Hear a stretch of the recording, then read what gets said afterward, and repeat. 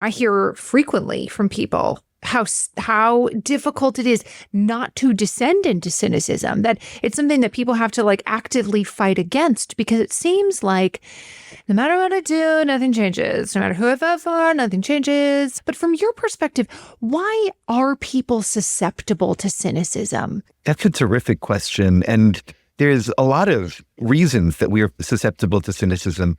One is just the ways that our minds work. So we, as a species, have what's known as negativity bias. That is, people pay way more attention to threatening and negative information than they do to the good stuff. So for instance, we look more at threatening information than positive information. We remember negative events more than positive events. And we make decisions more based on what we don't want to lose than what we do want to gain. I love the chapter in your book, too, called The Optimism of Activism. I have long thought that the best way to stop feeling despair is to stop moving your mouth and start moving your hands and feet. Like, try doing something. Do any old thing. We think that activism, that we need to organize the Montgomery bus boycott. That's what activism looks like, that it's big and it requires us to devote our whole life to it. And this is not in any way meant to diminish the incredible impact of those kinds of activism. But activism can also be something that you spend 10 minutes doing. Activism is not arguing with people on the internet. That is not activism. It makes you feel angry, so you feel like you're like, well, I did something there. I had some kind of impact there. No. 0 kids got dinner that night because you yelled at a stranger on Facebook. You know what I mean? No public policies were changed because you called me a name in the comments on YouTube. Can you talk a little bit more about sort of the optimism of activism? What does that mean and why is it important? When I talk about the optimism of activism, I'm actually channeling one of the greatest activists of all time, Martin Luther King Jr., who gave a talk to the American Psychological Association in the 1960s, and he criticized psychologists. He said this much more elegantly than I'm about to do in this paraphrase, but he said, you all care way too much about happiness. You focus too much on being well-adjusted, but there are some things that we should never be adjusted to. We should never be adjusted to a culture of inequality or bigotry or violence. And he encouraged instead that we should be creatively maladjusted, that we should not accept things as they are. We should be very dissatisfied with injustice, for instance, but that we should envision and understand that a better future is possible. A lot of people believe that being hopeful is naive and privileged, and being cynical is sort of moral, because cynics are radicals who see problems in our culture. But if you look at the data, the opposite is true. Cynics do see problems, but they don't see any solutions.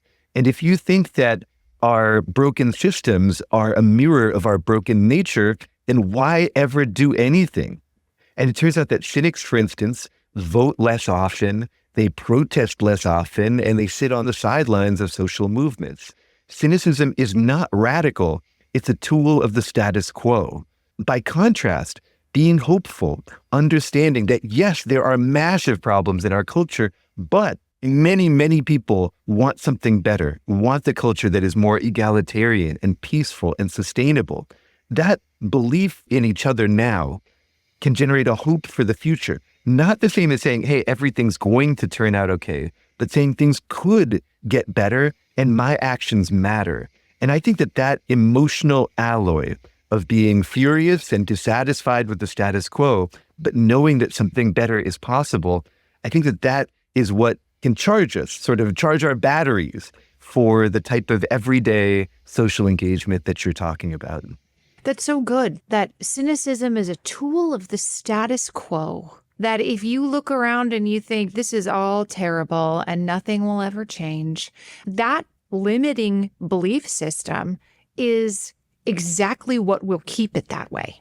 Yes, no, that's beautifully put. Cynicism in so many parts of our life is a self-fulfilling prophecy. When you give up on possibility, those possibilities go away. And this is part of why I think it's so important to hold on to hope. To me, hope is not naive or pie in the sky. It's practical. It's what keeps us energized and keeps us fighting for a future that most of us want by allowing us to see it more clearly. How does one even begin to conceptualize escaping this trap of cynicism? Because asking somebody to set aside their cynicism is, in their mind, akin to asking them to set aside their bulletproof vest and trust that I'm not going to hurt you. When you have spent your whole life believing that this is keeping me from being shot, it seems almost like too big of an ask for somebody who has spent their whole life carrying this bulletproof vest around.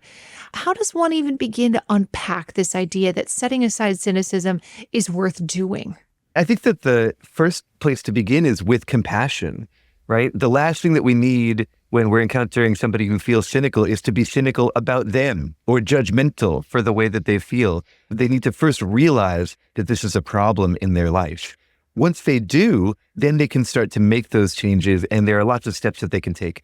One place that I draw a lot of wisdom from is cognitive behavioral therapy, which is a great and really popular treatment for mood disorders like anxiety and depression.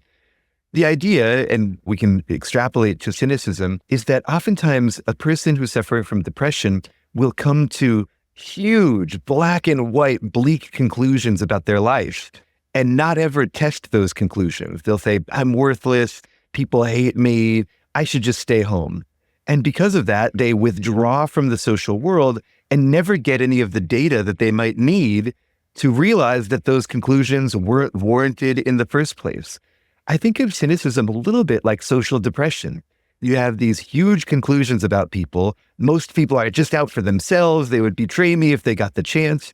And because that causes us to mistrust people, we never get to learn whether our cynicism was right or wrong in the first place.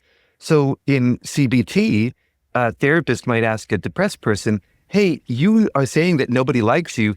What evidence do you have for that claim? They might push this person to defend what the depression is telling them.